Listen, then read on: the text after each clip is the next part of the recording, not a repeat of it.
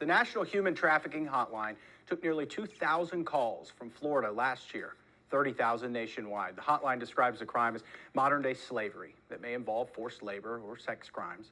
They found women and men may become victims. A local organization. Thanks, Karis. The National Human Trafficking Hotline took nearly 2,000 calls from Florida last year, 30,000 nationwide. The hotline describes the crime as modern-day slavery that may involve forced labor or sex crimes. They found women and men may become victims. A local organization, Magdalene, is holding a free conference to raise awareness of exploitation. Joining us now to talk about this are Dr. Andrew Doan, who's speaking at this conference, and Magdalene's board member, Angie Ishii. Thank you both for being here with us. Thank you. Dr. Doan, I want to start with you. Let's talk about the impacts. You know, we're talking about human trafficking, but you specialize in the impacts of things like pornography, video game use. Where do those come into factor here, and how big of a problem is this? It's a serious problem because most teens now are using their phones or a screen for entertainment over 8 hours per day.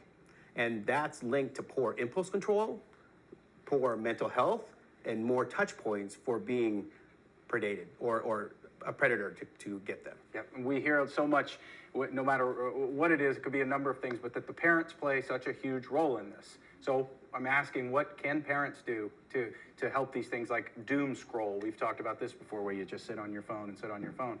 What can we do? I think the best advice is probably not to give a phone to a child or smartphone until they're 16 or older. So in my family, we didn't give it to them until they were 17, 18 years old. Give them a flip phone before then if they need a phone. So when they're at 12, 13, just a phone that does not access to internet. And if you're worried about status, then get them an iPhone and lock it down so it acts like a flip phone. Right. Did you notice with your kids the positive benefits from that?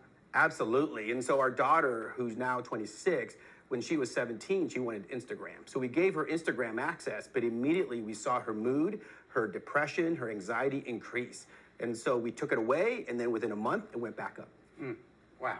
Angie, this conference, who is this for? This conference is geared to bring education such as what Dr. Doan is sharing to anybody who engages with our youth.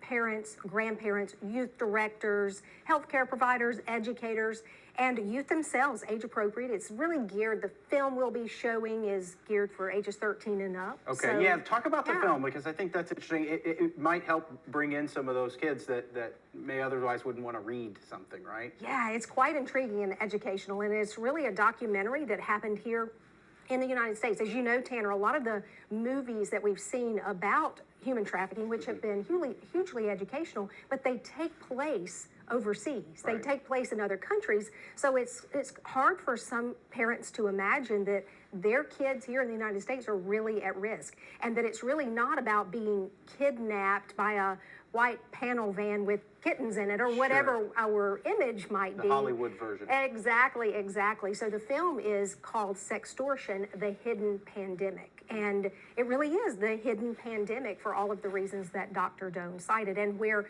we're giving perpetrators the rights to get to our kids, and we may not even realize it. So it's going to be quite eye-opening. And we saw that there are 2,000 calls taken in the last year in the state of Florida. Are you seeing local cases of this here in our area? We are, and we'll actually have a representative from the Escambia County Sheriff's Office there to share about some local impacts. Dr. Doan, lastly, we were talking about, gaming and the screens, but specifically pornography. What kind of role is that playing with our younger kids? I mean, people in general. It's terrible. So the statistics, depending on where you look at, the first exposure can be as young as 8.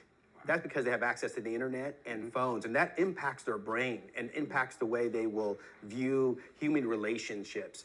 And so what I recommend doing, even with video games, things have become sexualized. So you look at games like even Miss Pac-Man back in the 1980s.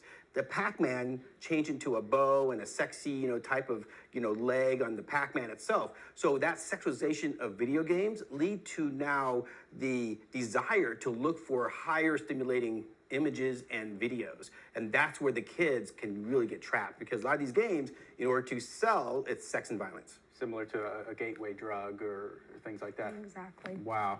Dr. Andrew Doan, Angie Ishii, thank you for being with us. I know it was brief. We could go on for forever about this, I'm sure. But go to our website and check out this conference that is happening. It's with Magdalene's, committed to education and awareness, because sexual exploitation happens right here in our own backyard, as we just heard, and of course, around the country. There's the info there. Go to weartv.com for more. Again, thank you both for being with us.